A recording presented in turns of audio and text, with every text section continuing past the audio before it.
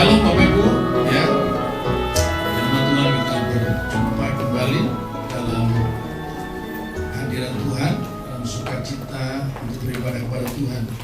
Baik, saudara, saya sangat diberkati dengan puji-pujian, ya, yang kita naik ke hadapan Tuhan. Kita percaya bahwa firman Tuhan berkata, ya, Allah kita itu bertakhta di atas puji-pujian kita. Haleluya. Sukacita hari ini, saudara. Haleluya. Baik, kita akan siapkan hati untuk sambut firman Tuhan. Hari ini saya akan sampaikan satu tema khotbah, kekuatan yang berlimpah-limpah. Untuk itu saya undang jemaat untuk membuka 2 Korintus pasal yang keempat ayat 7 sampai ayat yang ke-9. Dan untuk membaca ayat firman Tuhan ini, saya mengundang sekali lagi jemaat untuk balik berdiri.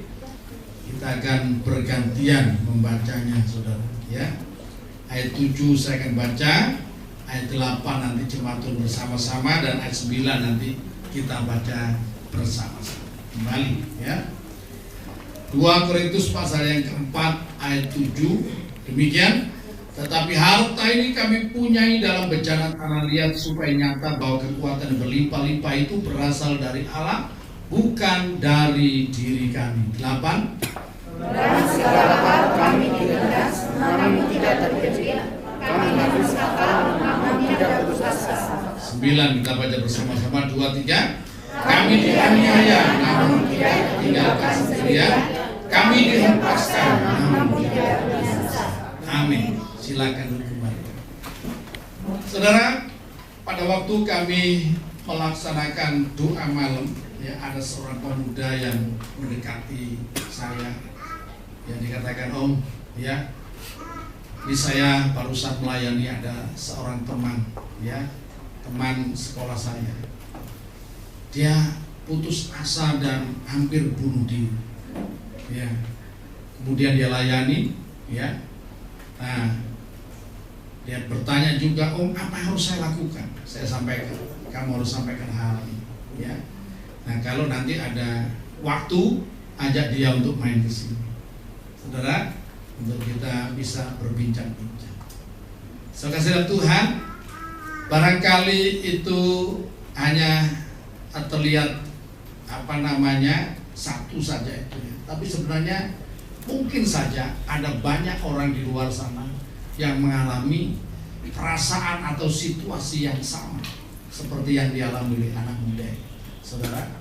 Tapi puji nama Tuhan, kita yang ada di dalam Tuhan Yesus Kristus tetap bersukacita. Amin. Sebab firman-Nya kepada kita semuanya, bersukacitalah senantiasa dalam Tuhan. Sekali lagi kukatakan, bersukacitalah. Sebab apa? Begitu banyak alasan untuk kita tetap bersukacita, karena Tuhan kita sangat mengasihi kita semuanya. Saudara Tuhan, dalam 2 Korintus pasal yang keempat ayat 7 sampai ayat yang ke-9, Rasul Paulus menuliskan kepada jemaat di Korintus. Saya akan bacakan ulang demikian. Tetapi harta ini kami punya dalam bejana tanah liat, supaya nyata bahwa kekuatan berlimpah-limpah itu berasal dari Allah, bukan dari diri kami. Dalam segala hal kami ditindas, namun tidak terjepit. Kami habis akal, namun tidak putus asa. Kami dianiaya, namun tidak ditinggalkan sendirian. Kami dihempaskan, namun tidak binasa. Saudara, ini kesaksian daripada seorang Rasul Paulus selama hidupnya mengiring dan melayani Tuhan. Bagaimana dia menghadapi banyak persoalan dalam hidupnya, banyak pergumulan dalam hidupnya, ya.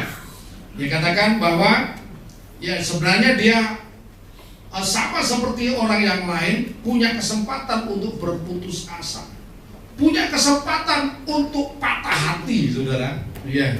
Punya kesempatan untuk juga meratapi nasibnya, saudara. Karena apa? Begitu banyak persoalan, begitu banyak pergumulan dalam hidupnya karena melayani kita. Namun, perhatikan baik-baik, dia tidak pernah menyesali keputusannya. Dia tidak pernah meratapi persoalan-persoalan terjadi dalam hidupnya. Dia tidak pernah putus asa dalam hidupnya. Bahkan semangatnya luar biasa.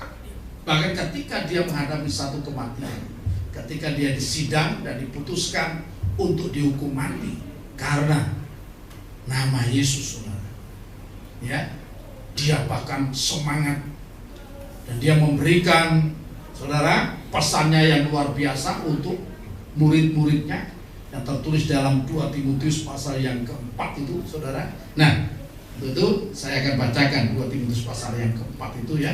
Itu pesan daripada Rasul Paulus, ya. Ayat 6 sampai ayat yang ke-8.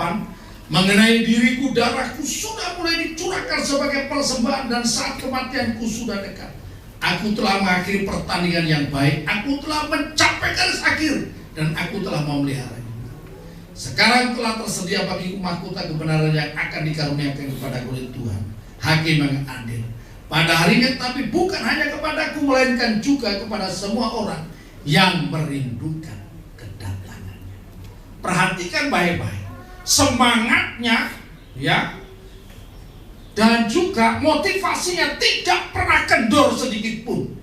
Sejak awal dia melayani Tuhan sampai menjelang langkah yang terakhir, dia tidak pernah kendor sedikit pun. Karena apa, saudara? Pengharapannya, iman pengharapannya kepada Tuhan. Saudara, banyak alasan untuk kita hari ini, untuk kita ini menjadi lemah, saudara. Peristiwa dalam menghadapi situasi pandemi ini, mungkin saudara, usaha saudara tidak berjalan seperti, ya, tahun-tahun yang lalu. Ya, pekerjaan saudara, ya, termasuk ini pengaruhnya gaji saudara tidak saudara terima seperti tahun-tahun yang lalu.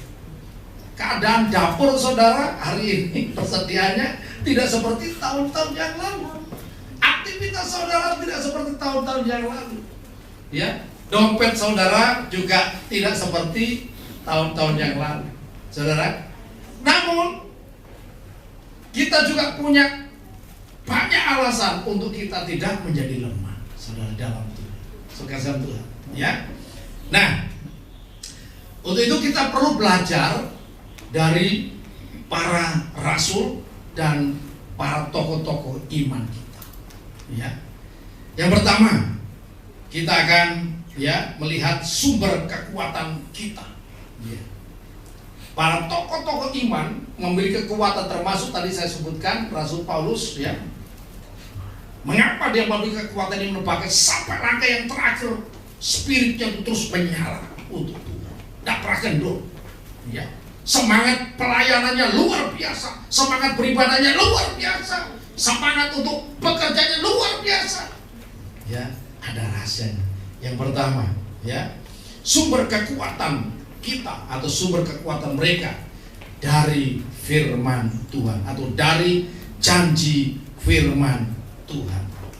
Saudara kasih dalam Tuhan, pengharapan Rasul Paulus tadi yang sudah kita baca tadi dari 2 Timotius pasal yang keempat, ya, pada ayat yang ke-8, saya akan ulang sekali lagi. Sekarang telah tersedia bagiku mahkota kebenaran yang akan dikaruniakan kepadaku oleh Tuhan Hakim yang adil pada harinya, tetapi bukan hanya kepadaku, melainkan juga kepada semua orang yang merindukan kedatangan. Dia memiliki pengharapan bahwa ketika dia hidup mengikut Tuhan dan melayani Tuhan dengan setia, maka dia akan memperoleh mahkota-mahkota yang dijanjikan oleh Tuhan dalam hidup. Tidak sia-sia. Maka dia menuliskan juga, ya, dalam 1 Korintus pasal yang ke-15 ayat yang ke-58 itu, apapun yang kita kerjakan dalam persekutu dan melayani Tuhan, satu pun tidak ada yang sia-sia, atau sedikit pun tidak ada yang sia-sia. Semuanya akan kita dapat. Dia tahu ketika dia pergi, ya, meninggalkan tubuhnya ini, dia menerima segala janji Tuhan yang luar biasa. Makanya dia tuliskan dalam Filipi pasal 1 ayat yang ke-21 dan 22 itu, dia menuliskan demikian. Tolong ditayangkan Filipi pasal 1 ayat yang ke-21 dan 22. Haleluya. Ya, karena bagiku hidup adalah Kristus dan mati adalah keuntungan. 22. Tetapi jika aku harus hidup di dunia ini, itu berarti bagiku bekerja memberi buah. Jadi mana yang harus kupilih? Aku tidak tahu, ya. Dan tetapi ketika dia menghadapi hari-hari terakhir, dia tahu, ya, yang terbaik adalah ketika dia kembali kepada Tuhan. Karena dia menikmati semua apa yang dia sudah janjikan dalam hidupnya atau dijanjikan oleh Tuhan. Saudara, dalam Kisah Para Rasul pasal 24 ayat 14 sampai ayat yang ke-16, Rasul Paulus dalam pembelaannya di muka hukum, ya, Kisah Rasul pasal 24 ayat 14 sampai 16, ya. Saya akan bacakan demikian. Tetapi aku mengakui kepada bahwa aku berbakti kepada Allah nenek moyang kami dengan menganut jalan Tuhan, yaitu jalan yang mereka sebut Sikti. Aku percaya kepada segala sesuatu yang ada tertulis dalam hukum Taurat dan dalam kitab nabi-nabi. Aku menaruh pengharapan kepada Allah sama seperti mereka juga, bahwa akan ada kebangkitan semua orang mati, baik orang-orang benar maupun orang-orang yang tidak benar. Sebab itu aku senantiasa berusaha untuk hidup dengan hati nurani yang murni di hadapan Allah dan manusia. Perhatikan pengharapan Rasul Paulus ketika dia menghadapi tantangan, bahkan disidang berulang-ulang, saudara. Ditangkap, dimasukkan penjara, disidang, masukkan penjara, keluar masuk penjara hidupnya, saudara. Nah, tapi dia tidak pernah jera. Karena apa? Pengharapannya kepada janji Tuhan itu begitu kuat, ya. Pengharapan pertama tadi untuk menerima mahkota kehidupan, mahkota kemuliaan yang disediakan bagi setiap orang yang percaya dan melayani Tuhan. Dan pengharapannya yang dia sampaikan dalam sidang di pengadilan itu, ya, yaitu untuk menerima kebangkitan, dibangkitkan dari antara orang mati dalam kemuliaan. Hidup ini tidak berhenti ketika kita mati, saudara. Tidak berhenti di dalam Kristus Yesus, ya. Orang yang mati dalam Tuhan, firman Tuhan dikatakan berbahagia. Karena apa? Kita akan beristirahat, ya, dalam damai bersama dengan orang-orang kudusnya. Kita akan bertemu, saudara akan bisa ketemu dengan Musa. Oh, ini Musa, salaman. Oh, ketemu dengan Bapak Abraham, saudara salaman dengan Bapak, ngobrol. Saudara ketemu dengan Petrus, saudara ketemu dengan yang lain-lain, saudara. Ya, ya, ketemu dengan hamba Tuhan yang hebat, saudara. Hari ini kita hanya cerita saja. Saudara banyak dengan cerita tentang Musa, tentang Yosua, tentang, ya, tokoh-tokoh hebat yang ada di hakim-hakim, yang di kitab para raja dan sebagainya, saudara.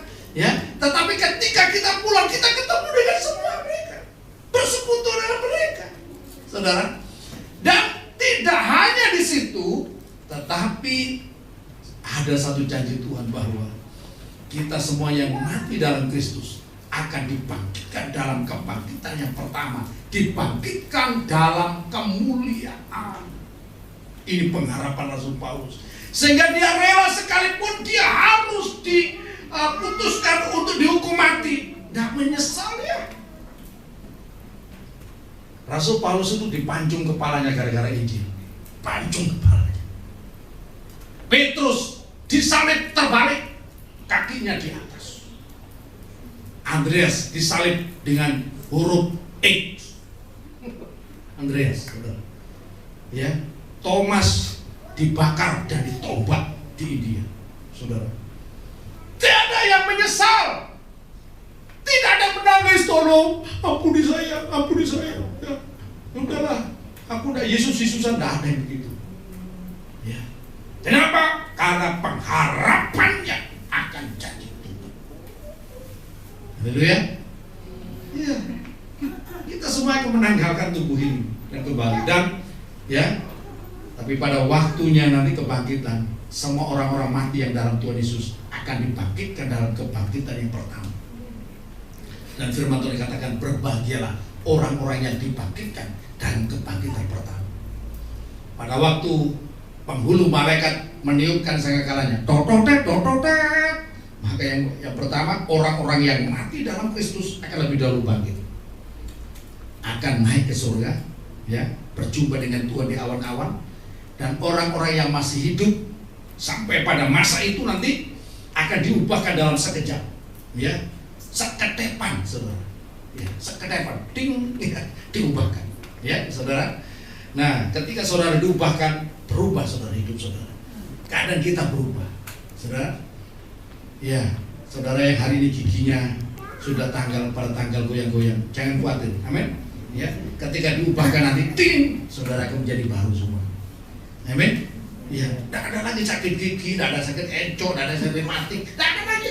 Ya, kelemahan-kelemahan tubuh apa semua tidak ada sakit kanker, tidak ada semuanya. Ya, kita dibangkitkan dalam keadaan tubuh yang sehat sempurna, ya, yang terbaik, dalam keadaan yang terbaik, dan kita akan naik bersama dengan para orang-orang yang sudah dibangkitkan itu, saudara, bertemu dengan Tuhan. Kita akan menikmati hidup kekal, dan kita akan tahu itulah hidup kekal dalam Tuhan. Dan hidup kekal itu sudah ada dalam diri saya dan diri saudara yang ada dalam Kristus Yesus. Tepuk tangan untuk Tuhan.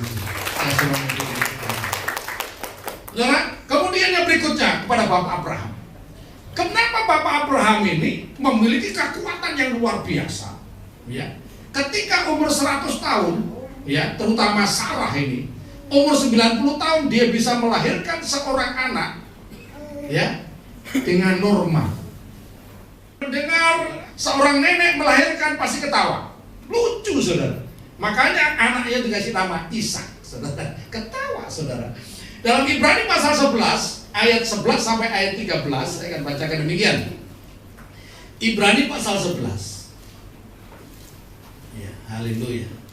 Ayat 11 sampai 13. Karena iman ia juga dan Sarah beroleh kekuatan untuk menurunkan anak cucu walaupun usia sudah lewat, karena ia menganggap dia yang memberikan janji itu setia. Itulah sebabnya maka dari satu orang, malahan orang yang telah mati pucuk, terpancar keturunan besar seperti bintang di langit dan seperti pasir di tepi laut yang tidak terhitung banyaknya. Ayat 13 kita akan baca bersama-sama, 2, 3. Dalam iman mereka semua yang telah mati sebagai orang-orang yang tidak memperoleh apa yang dijanjikan itu, tetapi yang hanya dari jauh melihatnya dan melambai-lambai kepadanya, dan yang mengakui bahwa mereka adalah orang asing dan pendatang di bumi ini. Perhatikan, ya. Abraham ketika menerima janji Tuhan untuk menurunkan keturunan, dan keturunan akan diberkati. Keturunan Abraham akan seperti pasir di laut dan bintang-bintang di langit. Ya. Namun ketika dia menunggu, tidak ada juga Sarah itu mengandung, saudara. Ketika Abraham menerima janji Tuhan itu, Sarah umurnya 65 tahun. Dan selama pernikahan mereka itu, Sarah belum pernah hamil. Tapi dia percaya dengan janji Tuhan. Umur 65 tahun mendapat janji Tuhan bahwa Sarah akan melahirkan anak. Percaya. Saudara, ini aneh sebenarnya. Percaya. Dan Abraham bertindak, keluar dari Ur Kasdim menuju ke tanah perjanjian seperti yang diperintahkan Tuhan. Saudara, dan mereka menunggu janji Tuhan itu sampai 25 tahun. Ketika Sarah umur 90 tahun, dia melahirkan seorang anak. Luar biasa. Dia punya kekuatan untuk menanti janji Tuhan. Karena apa? Karena dia percaya dengan firman Tuhan. Haleluya, saudara. Kemudian berikutnya, saudara, masih Ibrani pasal 11 ayat 32 sampai 40. Saya akan bacakan demikian. Ya. Dan apakah lagi yang harus aku sebut, sebab aku akan kekurangan waktu apabila aku hendak menceritakan tentang Gideon, Barak, Simson, Yefta, Daud, dan Samuel, dan para nabi yang karena iman telah menaklukkan kerajaan-kerajaan, mengamalkan kebenaran, memperoleh apa yang dijanjikan, menutup mulut singa-singa, memadamkan api yang dahsyat. Mereka telah luput dari mata pedang oleh karena kekuatan dalam kelemahan. Telah beroleh kekuatan dalam kelemahan, telah menjadi kuat dalam peperangan, dan telah memukul mundur pasukan-pasukan tentara asing. Perhatikan rahasia kekuatan Simson, rahasia kekuatan Daud, rahasia kekuatan Yefta, dan sebagainya. Bahkan para murid Tuhan Yesus, rahasia kekuatannya. Karena apa? Iman dan pengharapannya kepada Tuhan, kepada firman Tuhan. Makanya kita perlu selalu mendengar firman Tuhan yang menguatkan kita, menghiburkan kita. Terutama dalam situasi seperti ini, kita perlu menerima asupan firman Tuhan yang cukup. Haleluya, suka sentuh, ya. Nah, kita lihat ya para rasul yang lain. Tadi sudah saya ceritakan bagaimana para rasul menghadapi satu ya tantangan yang luar biasa dalam hidupnya. Ya. Tapi mereka tidak pernah mundur karena apa? Sekali lagi, iman dan pengharapan mereka kepada Tuhan Yesus Kristus. Saudara Tuhan. Nah, sekarang bagaimana dengan saya dan saudara? Zaman dahulu Abraham memiliki kekuatan luar biasa karena hanya dari beberapa firman saja. Dulu Abraham tidak baca Alkitab, belum ada Alkitab zaman Abraham. Saudara, hanya mendengar dari apa yang diucapkan oleh Tuhan, dan itu tidak banyak. Janji Tuhan yaitu, aku akan menjadikan kau bapak ya daripada orang beriman, ya, daripadamu akan terpancar bangsa-bangsa, ya, raja-raja di dunia. So kasih dalam Tuhan, dan itu dia pegang, dia percaya. Sekalipun dia melewati kemustahilan, dia tetap percaya. Janji Tuhan itu jangan amin, tidak pernah goyah dia. Makanya dituliskan dalam Roma pasal yang ke-4 ayat yang ke-18 itu, ya, Roma pasal 4 ayat 18, ya, saya akan bacakan itu. Sebab sekalipun tidak ada dasar untuk berharap, namun Abraham berharap juga dan percaya bahwa ia akan menjadi bapa banyak bangsa. Menurut yang telah difirmankan, demikianlah banyaknya nanti keturunan. Dia tetap percaya. Saudara, itu rahasianya. Maka akhirnya janji Tuhan itu digenapi dalam hidupnya. Nah, berbeda lagi dengan kita hari ini. Saya dan saudara sekarang telah menerima firman Tuhan yang lengkap dari Kejadian sampai Wahyu. Ini berisi tentang janji-janji Tuhan. Kalau Abraham cuma beberapa saja janji Tuhan, saya dan saudara ini menerima ratusan bahkan ribuan janji Tuhan. Saya tanya, apakah saudara percaya bahwa janji Tuhan digenapi untuk di hidup saudara? Amin. Pasti digenapi. Tidak ada janji Tuhan yang tidak digenapi. Semua janji Tuhan pasti digenapi. Hanya membutuhkan apa? Membutuhkan kesabaran kita. Sebab waktu Tuhan bukanlah waktu kita. Amin. Ya, cara Tuhan bukanlah cara kita. Saudara, saudara Tuhan, ketika kita menghadapi pergumulan dalam hidup ini, menghadapi tantangan dalam hidup ini, jangan ada seorang pun yang menjadi lemah, yang kemudian berpikir, wes lebih enak mati bunuh diri. Saya sampaikan saudara, orang yang mati bunuh diri tidak punya kesempatan untuk menerima keselamatan, karena dia sudah menghina Tuhan.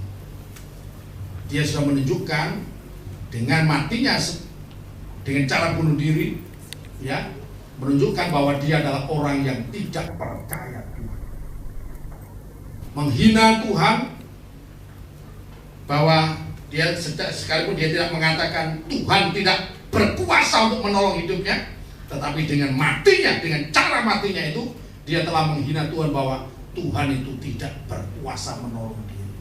Karena itu saudara, jangan pernah berpikir untuk mengakhiri hidup dengan cara bunuh diri atau dengan cara apapun, atau untuk mengakhiri hidup ini. Hidup ini berharga, dan hidup ini adalah milik Tuhan, saudara. Hanya Tuhan yang punya kuasa untuk mengakhiri hidup setiap kita, saudara.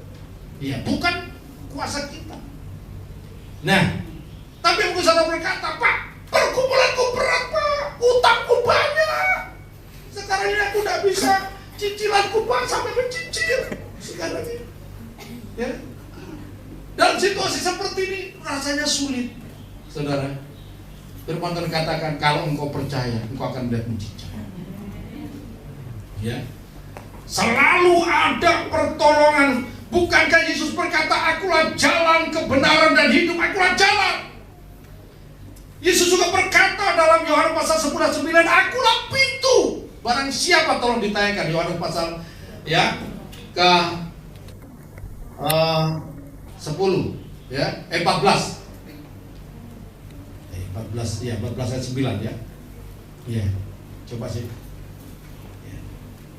Oh, bukan ya. Yohanes pasal 10, saya kok lupa, saudara. Ya, Yohanes pasal 10 ayat 9. Ya.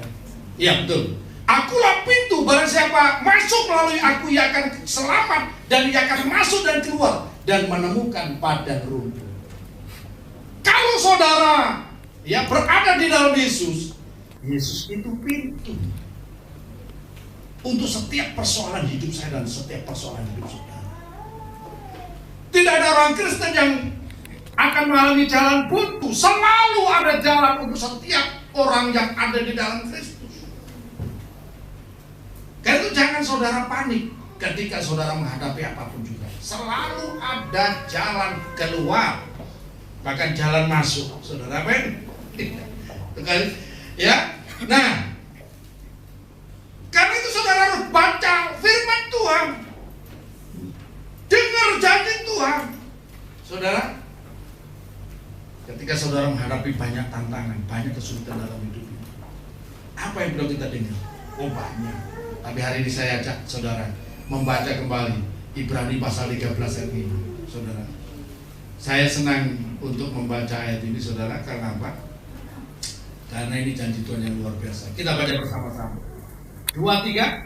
Janganlah kamu menjadi hamba uang, dan cukupkanlah dirimu dengan apa yang ada padamu, karena Allah telah berfirman, aku sekali-kali tidak akan membiarkan engkau, dan aku sekali-kali tidak akan meninggalkan engkau. Saudara, siapa yang percaya bahwa Tuhan itu tidak pernah membiarkan saudara? Amin. Ya. Dan Tuhan tidak akan pernah meninggalkan saya dan saudara. Ketika kita bermasalah atau kita punya masalah, firman terkatakan, berserulah kepada. Ya. Yeremia pasal 33 ayat 3 itu. Saudara, itu nomor teleponnya Tuhan. Jangan lupa. Amin. Ya. Yeremia pasal 33:3. Berserulah kepadaku, maka aku akan menjawab engkau dan memberitahukan kepadamu hal-hal besar yang tidak terpahami, yakni hal-hal yang tidak kau ketahui. Sehingga kita memiliki pengetahuan tentang apa, ya, petunjuk-petunjuk apa untuk kita bisa mengatasi persoalan hidup kita, untuk kita keluar dari persoalan-persoalan kehidupan kita. Karena hikmah dari mana Tuhan. Ketika kita berseru, maka Tuhan menjawab. Ada firman Tuhan juga mengajarkan kepada kita, memberitahukan kepada kita. Ya, dalam Matius pasal yang ke-7 itu, carilah, maka kamu akan mendapat. Ketuklah, maka pintu akan dibukakan bagimu. Ya, mintalah, maka kamu akan diberi. Saudara, mintalah, carilah, dan ketuklah, saudara. Maka aku akan menerima semua apa yang kau cari. Karena itu jangan ada jemaat satupun yang putus asa ketika menghadapi persoalan. Sebab Tuhan yang menyertai kita adalah Tuhan yang hidup, Tuhan yang berkuasa, Tuhan yang peduli dengan hidup saya dan hidup saudara. Bahkan Tuhan yang merancangkan untuk masa depan saya dan saudara, ya, yang terbaik. Amin. Ketika saudara menghadapi pergumulan hari ini, hadapi pergumulan. Jangan lari dari persoalan. Hadapi pergumulan. Maka engkau akan melihat mujizat Tuhan. Orang yang lari dari persoalannya, dia tidak akan melihat tangan Tuhan yang menolong dia. Ya. Orang yang lari dari persoalannya, dia akan tidak mengalami mujizat dalam hidupnya. Ketika saudara menghadapi masalah, hadapi. Ya. Hadapi. Gentle, saudara. Maka akan melihat tangan Tuhan yang menolong. Dan kau akan semakin mengenal Tuhan dan semakin mengasihi Tuhan, saudara. Haleluya, sukacita Tuhan. Ya. Dan saya mesti ingatkan kembali, ya, bahwa setiap persoalan yang Tuhan izinkan tidak akan diizinkan melampaui kekuatan kita. Dalam 1 Korintus pasal yang ke-10 ayat 13 itu, ya, saya akan bacakan untuk Bapak dan Saudara. Pencobaan-pencobaan yang kamu alami ialah pencobaan-pencobaan biasa yang tidak melebihi kekuatan manusia, sebab Allah setia. Dan karena itu Ia tidak akan membiarkan kamu dicobai melampaui kekuatanmu. Pada waktu kamu dicobai, Ia akan memberikan kepadamu jalan keluar sehingga kamu dapat menanggungnya. Perhatikan baik-baik. Ya, sekali lagi saya katakan bahwa Tuhan tidak akan membiarkan saudara dicobai atau menghadapi masalah melampaui kekuatanmu. Mungkin saudara berpikir, Pak, percobaanku benar-benar berat ini. Bersyukurlah karena apa? Tuhan telah mengukur bahwa engkau mampu untuk menanggung. Kan itu bersukacita. Amin. Tidak seperti orang lain, Pak. Ya, bersyukurlah karena apa? Kekuatanmu dianggap Tuhan melampaui kekuatan orang lain. Haleluya. Sekarang yang kedua, saudara, sumber kekuatan kita. Yang kedua, ya, yaitu dari persekutuan kita, saudara. Saudara, ini penting. Yang pertama, persekutuan kita dengan Tuhan. Yang pertama tadi, sumber kekuatan kita dari firman Tuhan. Sekarang sumber kekuatan kita yang kedua adalah dari persekutuan kita, yaitu yang pertama, persekutuan dengan Tuhan. Kita belajar dari Daud, Mazmur 62 ayat 6 sampai 9. Ya. Mazmur pasal 62 ayat 6 sampai 9. Saya akan bacakan demikian, ya. Hanya pada Allah saja kiranya ku tenang, sebab daripadanya lah harapanku. Hanya Dialah gunung batuku dan keselamatanku, kota bentengku. Aku tidak akan goyah. Pada Allah ada keselamatanku dan kemuliaanku, gunung batu kekuatanku. Tempat perlindunganku ialah Allah. Percayalah kepadanya setiap waktu. Hai umat, curahkanlah isi hatimu di hadapannya. Allah ialah tempat perlindungan kita. Perhatikan, ketika Daud menghadapi banyak pergumulan dalam hidupnya, ya, saudara, kenapa dia tidak stres? Kenapa dia tidak gila, saudara? Wah. Karena memang betul-betul hebat persoalannya dia hadapi. Kenapa dia tidak menyalahkan aja, ya, kiri kanan, ya, melempar, ya, kesalahan kepada orang lain? Dia mampu menanggung persoalannya. Kenapa? Rasanya kan apa? Dia selalu mencari hadirat Tuhan. Orang yang selalu mencari hadirat Tuhan, dia akan mampu menghadapi persoalan. Ketika dia digencet dengan masalah, dia tidak akan keluar ke sana kemari, cerita ke sana kemari.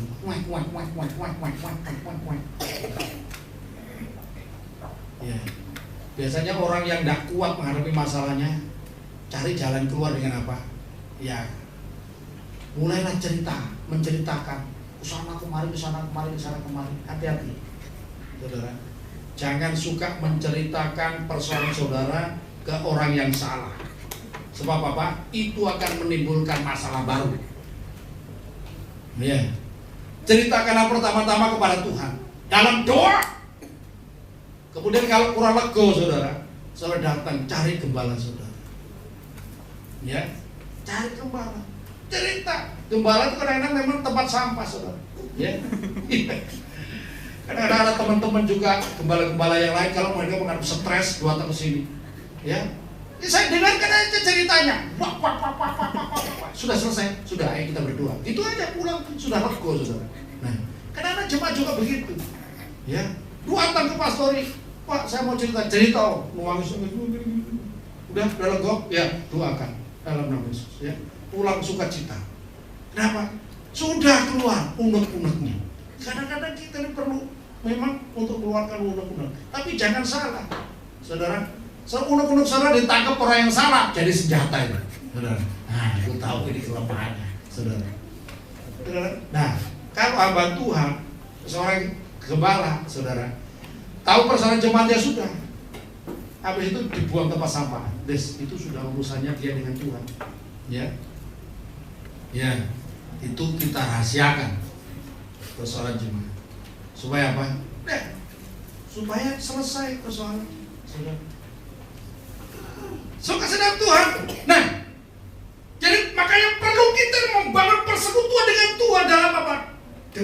Dalam doa kita pribadi. Ketika sudah balik masalah, cari doa dalam doa pribadi. Karena perlu datang doa di gereja. Gereja mengapa kita buka ada jadwal-jadwal kita khusus doa. Datang, sharing di sini kita doakan. Sudah mendapat kekuatan baru. Amin. Iya. Hanya dekat saja, aku tenang. Kemudian berikutnya, ya, membangun hubungan dengan Tuhan itu dengan puji-pujian. Mazmur itu adalah puji-pujian, nyanyi, lagunya Daud. Saudara, ungkapan isi hatinya kepada Tuhan. Makanya kenapa saya tuliskan lagu-lagu, saudara, ya, supaya kita bisa belajar memuji nama Tuhan, saudara. Sebab apa? Di dalam puji-pujian itu Allah bertakhta. Mazmur 22 ayat yang keempat, ya. Allah bertakhta di atas puji-pujian kita. Kalau saudara ketika menghadapi persoalan ngomel, maki-maki, nyalakan kiri kanan, yang datang yang bertakhta bukan Tuhan. Yang bertakhta atas hidup saudara adalah hantu. Amin. Iya. Ketika orang Kristen menghadapi masalah kemudian ngomel, wajahnya bersungut, ya, lentur atau begini, biasanya genderuwo ya, berarti. Ya. Wewe gombel ya, berarti. Kenapa laki-laki sering hilang, ya, digondol wewe gombel? Ya. Kenapa wewe gombel bisa gondol? Karena dia suka ngomel. Tapi kalau seorang suka memuji nama Tuhan, yang bertakhta atas hidupnya itu Tuhan. Ketika Tuhan hadir, maka firman Tuhan akan, ya, digenapi dalam hidup kita. Jangan takut. Keluaran pasal 14 ayat 14 itu, ya. Aku akan berperang ganti engkau dan engkau akan diam saja. Ya. Kita baca bersama-sama Keluaran 14 ayat 14. 2, 3. Tuhan akan berperang untuk kamu dan kamu akan diam saja. Nanti saudara bisa baca dalam kisah peperangan Raja Yosafat, ya. Dalam zaman Raja Yosafat melawan Bani Amon dan Moab dalam 2 Tawarik pasal 20. Itu cara perangnya itu lucu. Yaitu apa? Pasukan yang berbaris pertama-tama itu para imam. Ya. Para imam yang ada membawa alat-alat musik, para imam yang memuji Tuhan, bersorak-sorai. Ini perang atau main-mainan gitu ya, saudara? Tapi luar biasa, benar terjadi, ya. Menghadapi tentara yang sangat besar, yang luar biasa, hanya dengan memuji nama Tuhan, tentara itu akhirnya apa? Kocar-kacir mereka, akhirnya bunuh-bunuhan satu dengan yang lain. Dan umat Tuhan hanya datang untuk menjarah berkat-berkat yang ditinggalkan oleh mereka. Makanya kenapa sih orang Kristen ini kalau ibadah memuji Tuhan, nah orang lain tuh bingung. Kenapa seorang Kristen ini sukanya nyanyi-nyanyi, ya? Waktu ke gereja nyanyi-nyanyi, dangdutan lah apa? Ya bukan hanya dangdutan, segala macam, ya, model musik kita pakai untuk memuji Tuhan. Amin. Ya, bahkan alat musik Bali, untuk memuji Tuhan. Tidak apa-apa, saudara, kata itu, ya. Nah, kenapa? Allah kita bertakhta di atas puji-pujian. Bahkan orang Kristen itu ada yang meninggal saja masih nyanyi-nyanyi, saudara. Ya, amin. Iya. Ada yang meninggal saja datang datang, kita datang semua nyanyi-nyanyi. Haleluya. Ya. Tuhan Yesus setia. Orang lain yang mendengar, yang melihat, ya, kebiasaan kita. Jadi heran. Ini orang Kristen ini ada keluarga yang kesusahan, nyanyi-nyanyi lagi. Ya. Karena perintah Tuhan, bersukacita. Amin. Bersukacita lah. Sebab apa? Kita tahu orang yang meninggal ini ketemu dengan Tuhan, ya. Ya, kita memang berduka cita, tapi kan kita tahu dia sedang bersukacita. Orang kalau meninggal ya di dalam Tuhan berbahagia, tapi yang ditinggal apalagi ninggalin utang, wah tambah sedih saudara. Ya, tapi saya harap saudara yang ditinggalkan ya, yang meninggal tidak meninggalkan utang, amin. Ya, haleluya. Saudara Tuhan, ya. Nah, membangun hubungan dengan Tuhan itu seperti ranting dengan pokoknya, dengan pohon. Nanti saudara baca dalam Yohanes pasal yang ke-15 itu. Tuhan Yesus berkata, "Akulah pokok anggur yang benar, dan kamulah ranting-ranting. Setiap ranting yang tinggal padaku, ya, akan berbuah." Ya. Akan berbuah, tetapi yang hubungannya renggang dengan pokoknya akan lama-lama layu. Makanya jangan pernah meninggalkan ibadah kepada Tuhan. Itu penting. Pak, ini musim corona. Ya, tahu. Tapi jangan karena alasan pandemi, saudara kemudian pakai kesempatan untuk tidak beribadah. Ketika saudara menjauhkan diri dari pertemuan-pertemuan ibadah, coba kita lihat, ya. Ibrani pasal 12 ayat yang atau pasal 10 dulu, ya. Ibrani pasal yang ke-10 ayat yang ke-25. Ya. Saya bacakan. Janganlah kita menjauhkan diri dari pertemuan-pertemuan ibadah kita seperti dibiasakan oleh beberapa orang. Tetapi marilah kita saling menasihati dan semakin giat melakukannya menjelang hari Tuhan yang mendekat. Bersyukur kita bisa beribadah. Orang yang terbiasa tak beribadah, untuk melangkah pergi beribadah itu berat. Berat. Karena apa?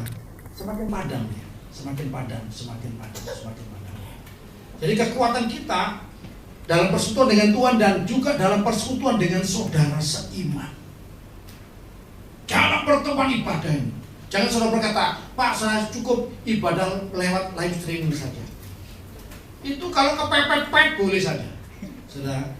Tapi kalau tidak, kalau saudara membiasakan diri dengan cara ibadah demikian, lama-lama kering. Ketika saudara kering, ya, itu pengaruhnya besar terhadap kehidupan keseharian saudara.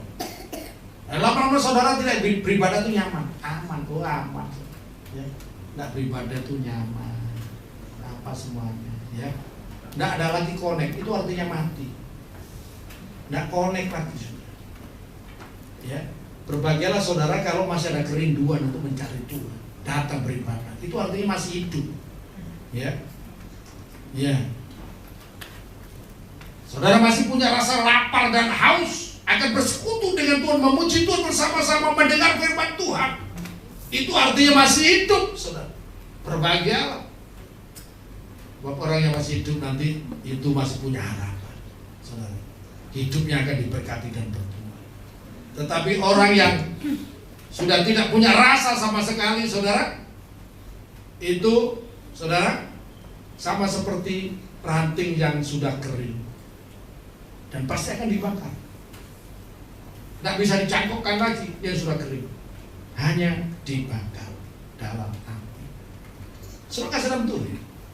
Nah, dua ya sumber kekuatan kita yang perlu kita perhatikan. Yang pertama dari firman Tuhan.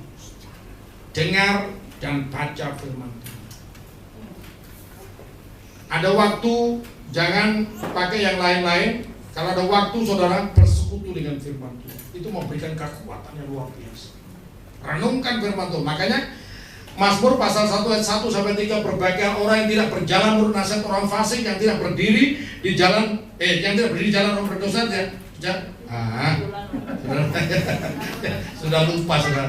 Berbahagia orang yang tidak berjalan menurut nasihat orang fasik, yang tidak berdiri di jalan orang berdosa, dan yang tidak duduk dalam kumpulan pencemooh. Ya, tetapi yang kesukaannya ialah Taurat Tuhan, dan yang merenungkan Taurat itu siang dan malam.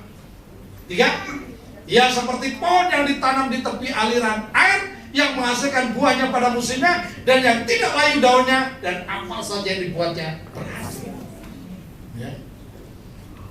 Jadi orang yang menjaga hubungan dengan Tuhan berhasil, merenungkan firman Tuhan berhasil. Dan ada orang Kristen yang tidak berhasil. Ya, kalau dia suka merenungkan firman Tuhan. Ya.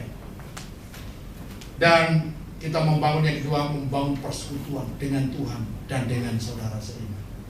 Maka kita akan memperoleh kekuatan. Maka kita akan berkata seperti Rasul Paulus dalam Filipi pasal 4 ayat 13, segala perkara dapat kutanggung di dalam Dia yang memberikan kekuatan kepada. Berbahagialah saudara mendengar firman Tuhan, merenungkan, menyimpan, merenungkan dalam hati dan melakukannya, maka saudara akan diberkati. Saudara akan berjalan dari mujizat kepada mujizat, dari kemuliaan kepada kemuliaan, dan dari berkat kepada berkat yang lebih besar. Tuhan Yesus dipermuliakan.